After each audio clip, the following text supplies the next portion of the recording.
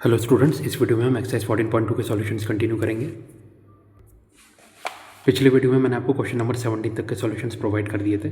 इस वीडियो में इसका आगे से कंटिन्यू होगा, यानी क्वेश्चन 18 से। चलिए शुरू करते हैं। Question 18, in class 11 of a school 40% of the students study mathematics and 30% study biology. 10% of the class study both mathematics and biology. If a student is selected at random from the class, find the probability that he will be studying mathematics or biology. तो है question 18। देखिए maths के कितने students हैं, 40% है, ठीक है। तो प्रोबेबिलिटी ऑफ मैथ्स क्या होगा, P M equal to 40/100 equal to 0.4, ठीक है। ये कैसे आया, प्रोबेबिलिटी का फॉर्मूला क्या होता है, total favourable upon total possible. Favourable कितना, 40%, क्योंकि परसेंट में है तो आप डायरेक्ट 40 लिख सकते हैं। और नीचे टोटल पॉसिबल ऑब्वियसली 100 में होगा, क्योंकि परसेंट की बात कर रहे हैं तो ये भी परसेंट ये भी परसेंट, ठीक है। 40/100 यानी 0.4। सिमिलरली बायोलॉजी के कितने स्टूडेंट्स हैं, 30%, ठीक है। तो पी बायोलॉजी कितना होगा, 30%/100% यानी 0.3, ठीक है ना। मैथ्स एंड बायोलॉजी कितना बोला है, मैथ्स एंड बायोलॉजी 10%। तो पी एम इंटरसेक्शन बी, देखिए मैथ्स एंड बायोलॉजी का आप एम इंटरसेक्शन बी भी बोलते हैं, ठीक है।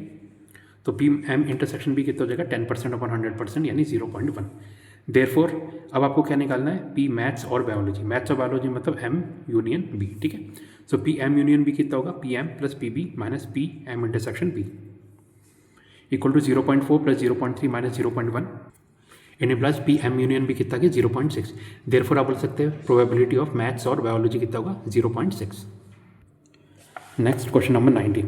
In an entrance test that is graded on the basis of 2 examinations, the probability of a randomly chosen student passing the first examination is 0.8 and the probability of passing the second examination is 0.7. The probability of passing at least one of them is 0.95. What is the probability of passing both? तेरा question number 19, हमने assume कर लिया first exam का नाम है ए, second exam का नाम है बी, ठीक है। अब पी ए मतलब passing of first exam, P A क्या है 0.8 गिवन है। पी बी मतलब सेकंड एग्जाम पास करने की प्रोबेबिलिटी कितनी है, 0.7। अब हमें और क्या गिवन है, probability at least one of them was passed, कितना है, P at least one of them equal to 0.95। At least one of them का मतलब क्या है, पी ए यूनियन बी, ठीक है। N plus P A union B कितना हो गया, 0.95। देयरफॉर आप बोल सकते हैं पी बोथ पास। अब आपको बोथ पास करने की प्रोबेबिलिटी निकालनी है, तो ये क्या होता है, पी ए इंटरसेक्शन बी।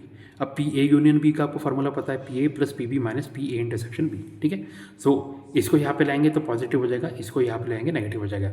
तो पी ए इंटरसेक्शन बी कितना हो जाएगा, P A plus P B minus P A union B equal to 0.8 plus 0.7 minus 0.95 equal to 0.55, ठीक है।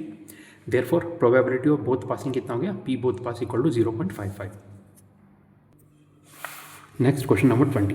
The probability that a student will pass the final examination in both English and Hindi is 0.5 and the probability of passing neither is 0.1. If the probability of passing the English examination is 0.75, what is the probability of passing the Hindi examination? तो देखिए कोई ये question number 20, De Morgan's law आपको पता है, E complement intersection with H complement का आप क्या ले सकते हैं, ई यूनियन एच पूरे का कॉम्प्लीमेंट, ठीक है। अब हमें क्या गिवन है, P E intersection H equal to 0.5, P E कितना है 0.75। यहाँ पे ई क्या है, इंग्लिश, एच क्या रिप्रेजेंट कर रहा है, हिंदी, ठीक है। तो पी ई इंटरसेक्शन एच है 0.5 और पी ई मतलब इंग्लिश का कितना है 0.75। अब हमें क्वेश्चन में क्या गिवन है, पी पासिंग नाइदर मतलब दोनों ही एग्जाम ना पास करने की प्रोबेबिलिटी, इसको आप क्या लिख सकते हैं, P E complement intersection with H complement, मतलब ना ही इंग्लिश पास किया है ना ही हिंदी पास किया, ठीक है। तो क्या हो जाएगा, P E complement intersection with H complement. De Morgan's theorem में अभी हमने देखा था, P E complement intersection with H complement का आप क्या लिख सकते हैं, P of E union H पूरे का कॉम्प्लीमेंट, ठीक है। अब पी ई यूनियन एच पूरे का कॉम्प्लीमेंट क्या गिवन है हमें, 0.1। इसको आप क्या ले सकते हैं, P U A union H पूरे का complement equal to 1 minus P E union H, ठीक है। ये कितना हो जाएगा 0.1, तो पी ई यूनियन एच कितना हो गया 1 माइनस 0.1, ठीक है। ये कितना होता है 0.9। अब पी ई यूनियन एच का आपको फॉर्मूला पता है, P E plus P H minus P E intersection H equal to 0.9 and implies 0.75 plus P H minus 0.5 equal to 0.9 and implies P H plus 0.25 equal to 0.9, ठीक है। And implies P H equal to 0.9 minus 0.25, तो P H कितना आ गया 0.65। तो यही question में पूछा गया था कि हिंदी को पास करने की प्रोबेबिलिटी कितनी है, तो 0.65। Next Question number 21. In a class of 60 students, 30 opted for NCC, 32 opted for NSS, and 24 opted for both NCC and NSS. If one of these students is selected at random, find the probability that first part, the student opted for NCC or NSS. Second part, the student has opted neither NCC nor NSS. Third part, the student has opted NSS but not NCC. तो मेरा question 21, total students कितना है 60, NCC के 30, NSS के 32, ठीक है। अब हमें क्या गिवन है, एनसीसी इंटरसेक्शन विथ एनएसएस कितना है 24। तो सबसे पहले पी एनसीसी देखते हैं। प्रोबेबिलिटी का फॉर्मूला आपको पता है, टोटल फेवरेबल अपन टोटल पॉसिबल। फेवरेबल है 30, पॉसिबल है 60। सो पी एनसीसी कितना हो जाएगा 30/60, 30 से कैंसिल किया 2 टाइम्स तो 1/2। पी एनसीसी आगे 1/2 सब 0.5 भी बोल सकते हैं। सिमिलरली आप पी एनएसएस देखेंगे तो 32/60 यानी 8/15, और P NCC intersection with NSS देखेंगे तो 24/60 यानी 2/5, ठीक है। अब फर्स्ट पार्ट देखते हैं, हमें क्या निकालना है, पी एनसीसी और एनएसएस। तो वो क्या हो जाएगा, पी एनसीसी और एनएसएस को आप ये भी लिख सकते हैं P NCC union with NSS, ठीक है। इसका फॉर्मूला आपको पता है, P NCC plus P NSS minus P NCC intersection with NSS, ठीक है, equal to 1/2 plus 8/15 minus 2/5 equal to 15 plus 16 minus 12/30 equal to 19/30।